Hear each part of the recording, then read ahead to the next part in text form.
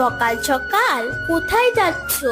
কি তুমি জানো না, আগামী 30শে এপ্রিল অক্ষয় তৃতীয়া। অক্ষয় তৃতীয়া, সেটা আবার কি?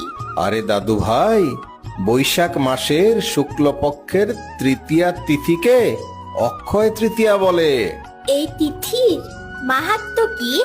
এই তিথিতে অনুষ্ঠিত যে কোনো শুভ কর্ম, যেমন স্নান, দান, অর্চন, শ্রাদ্ধ, পিতৃতর্পণ, জপ ইত্যাদির ফল অক্ষয় হয়ে থাকে।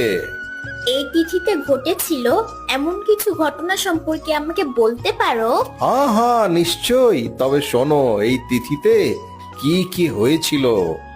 সত্য ও ত্রেতা যুগের সূচনা হয়েছিল। গঙ্গা দেবীর মর্তলোকে আগমন ঘটেছিল। ভগবান পরশুরাম আবির্ভূত হয়েছিলেন এই তিথিতে। মহাভারত রচনা শুরু হয়েছিল। যজ্ঞের উপাদান জব উৎপত্তি হয়েছিল এই তিথিতে। দ্রৌপদী সূর্যদেবের কাছ থেকে অক্ষয় পাত্র লাভ করেছিলেন এই তিথিতে। চন্দন যাত্রা শুরু হয়েছিল। শ্রীকৃষ্ণ ও সুদামার মিলন হয়েছিল। দ্রৌপদীর বস্ত্রহরণ কালে ভগবান শ্রীকৃষ্ণ দ্রৌপদীকে অক্ষয় বস্ত্র দান করেছিলেন এই তিথিতেই দাদুভাই।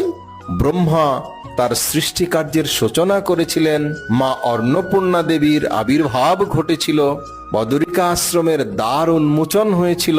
ভগবান শ্রী রামচন্দ্রের রাজ্যাভিষেক হয়েছিল এই তিথিতেই। এত সুন্দর শাস্ত্র কথা কখনোই শুনিনি।